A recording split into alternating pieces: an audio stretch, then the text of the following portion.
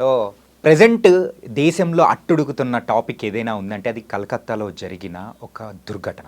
అదేంటో కాదు, ఆర్జేకర్ మెడికల్ కాలేజ్లో సో ఒక మెడికో తనని కూడా అత్యాచారం చేసి హత్య చేసిన దుర్ఘటనతో సో ఇప్పుడైతే ప్రెజెంట్ చాలా హీట్ ఆఫ్ ద మూమెంట్ ఉంది. మరి వీటి గురించి మరి ప్రియా చౌదరి గారు కూడా ఏమంటారో ఆవిడని అడిగి తెలుసుకుందాం. నమస్తే మ్యామ్. నమస్తే. Welcome to I dream media. Thank you.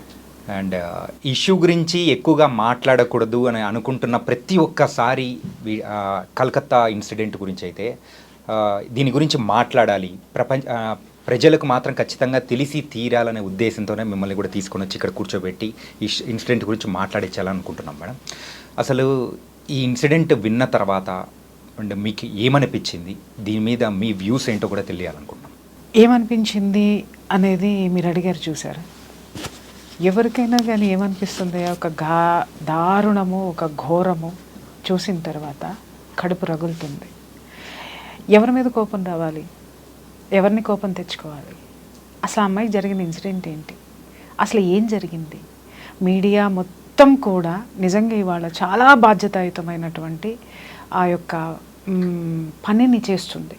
ఎక్కడ, ఏ మూల, ఏ రోజుకు ఆ రోజు అప్డేట్ ఇస్తూ కోల్కతాలో ఉన్నటువంటి సిచ్యువేషన్స్ ఏంటి అని నేను అడుగుతున్నాను. ఈ ఇన్సిడెంట్ జరగడం భారతదేశంలో ఇదే మొదటిసారి కాదు. ఇలాంటి ఘోరాలు, ఘోరాతి ఘోరమైనవి ఇదే విధంగా ప్రతిసారి జరుగుతున్నాయి. కాకపోతే ఎక్కడో ఒక సంఘటనని మనం తీసుకొని దాని గురించి మాత్రమే మాట్లాడుతున్నాం. నిత్యం ఎన్ని ఘోరాలు జరుగుతున్నాయి, ఆడపిల్లల మీద అత్యాచారాలు జరుగుతున్నాయి అనేది ఎవరు చూశారు, ఎవరు మాట్లాడుతున్నారు? ఒకరోజే జరుగుతున్నాయా? సంచలనం వచ్చినప్పుడు మాత్రమే మనం వెళ్తున్నామా? సంచలనాల వైపు మాత్రమే మనం నడుస్తున్నామా? అందుకే నేను చాలా రోజుల నుంచి ఈ విషయం మీద నేను మాట్లాడలేదు. బికాజ్ ఎందుకంటే ఒక సంఘటన జరగడం లేదు, ప్రతి గంటకి జరుగుతుంది భారతదేశంలో యువతుల మీద అత్యాచారం అనేది. ఈరోజు వయోభేదం లేదు, వావి వరుసలు లేవు.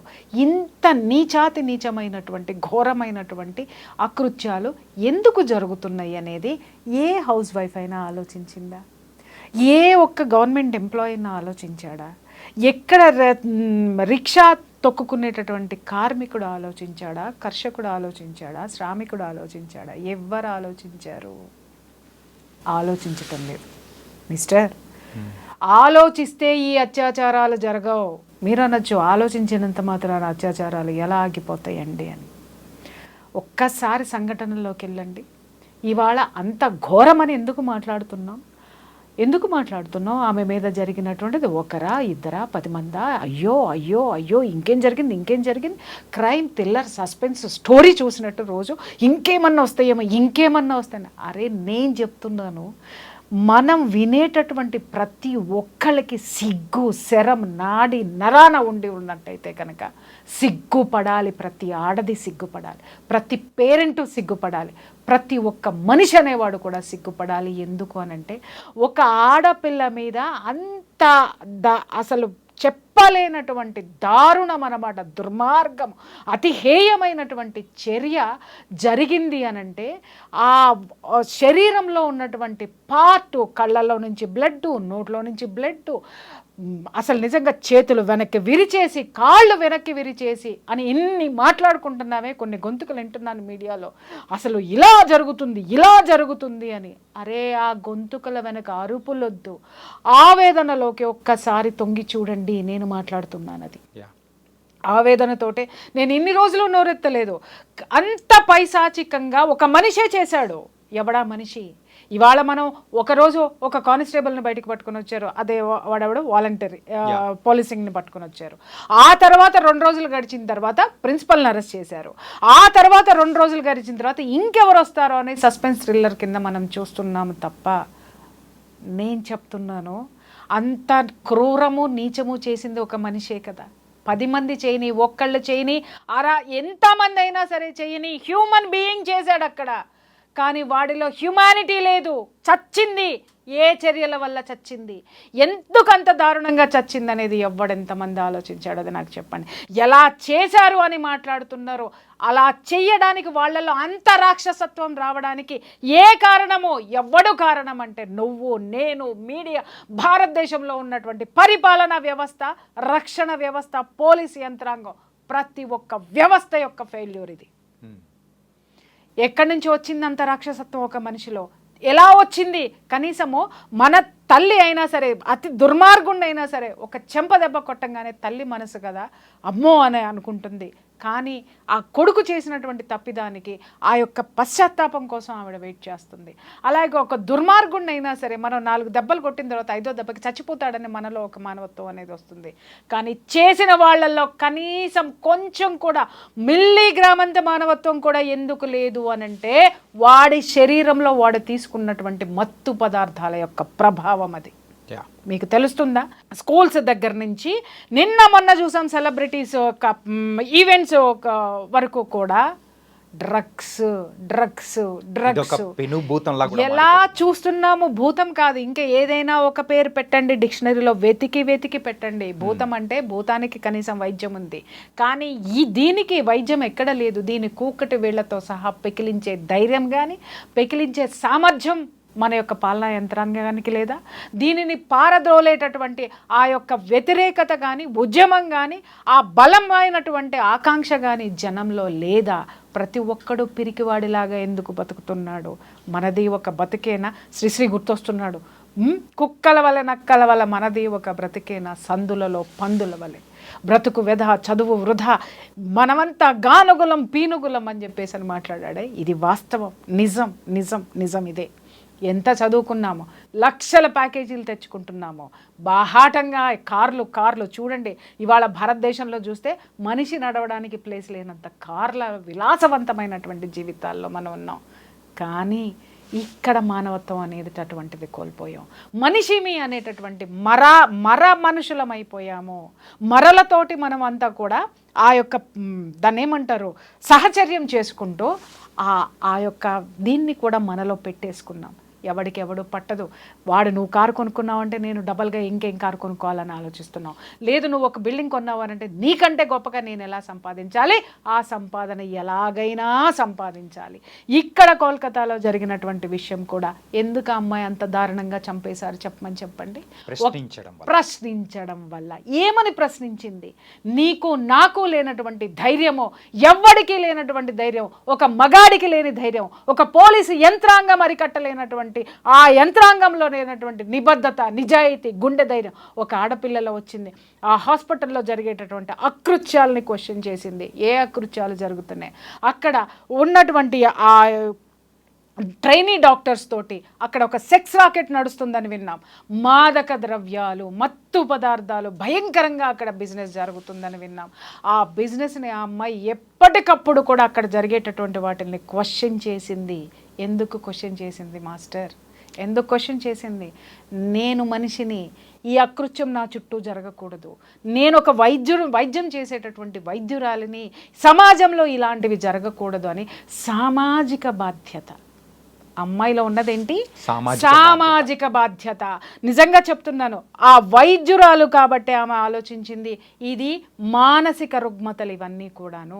శారీరక రుగ్మతలు, మానసిక రుగ్మతలు రెండూ కలిస్తే ఇవాళ అమ్మాయికి జరిగినటువంటి చర్య ప్రతి ఇంట్లోనూ ప్రతి ఒక్క ఒంట్లోకి వచ్చి చేరుతుందని అమ్మాయి ఆందోళన చెందింది. కాబట్టి ప్రతిదానికి ఖండించింది, ప్రతిదాన్ని ప్రశ్నించింది. ఇక్కడ నేను ఒక్క విషయం నేను అడుగుతున్నాను. ప్రశ్నించినంత మాత్రాన ఆ అమ్మాయిని అంత భయంకరంగా చంపేశారు. ఇది వాస్తవం.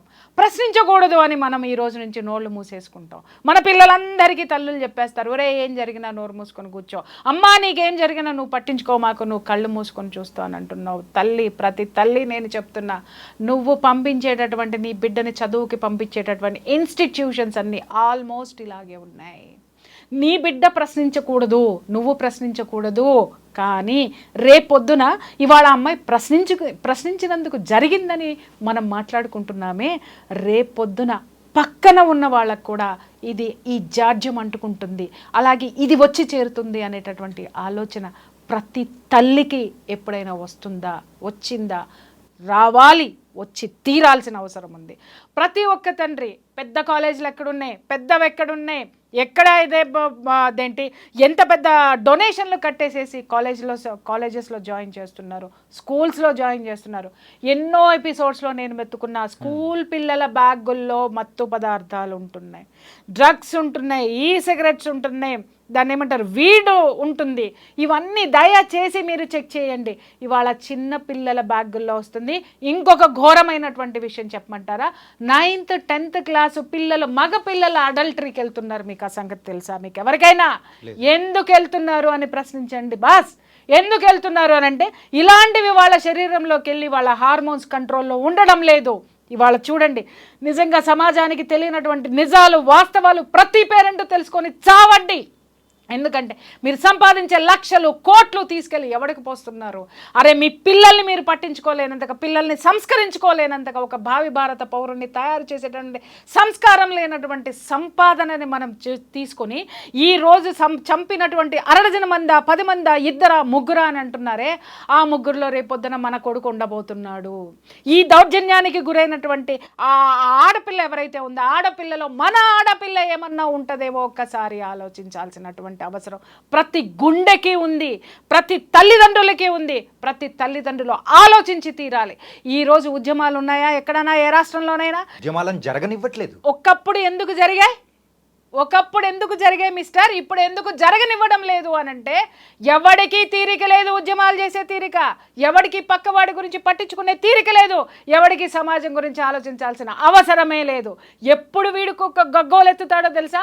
నా ఇంట్లోకి వచ్చినప్పుడు. ఈరోజు నా దగ్గరికి చాలామంది ఫ్యామిలీ కౌన్సిలింగ్కి వస్తున్నారు. ఏమండి ఇంత జరుగుతున్నా మా బంధువులు పట్టించుకోవట్లేదండి. నువ్వు ఎప్పుడైనా పట్టించుకున్నావా నీ బంధువుల్ని? ఏమండి ఇంత జరుగుతున్నా మా పక్కింటి వాళ్ళే నన్ను ఇలా చేస్తున్నారండి.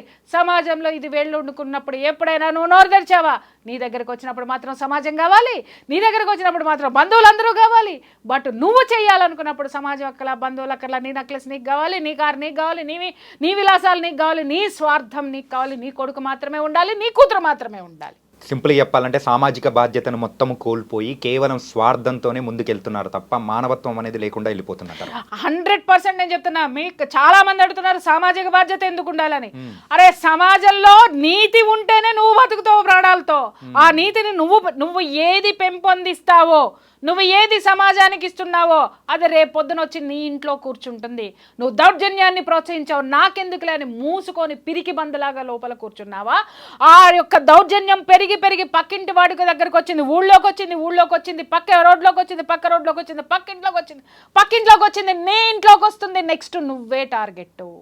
అది నీ వరకు రాదు అని మాత్రం దయచేసి ఆలోచించకండి. పిచ్చి జనాలు, పిచ్చి కథలు, పిచ్చి వ్లాగ్స్. నిజం చెప్తున్నాను కదా, ఈ సోషల్ మీడియా వచ్చిన తర్వాత జ్ఞానం ఎంత ఉందో అజ్ఞానం 10 ఉంది. దానిలో విచ్చలవిడితనం ఉంది.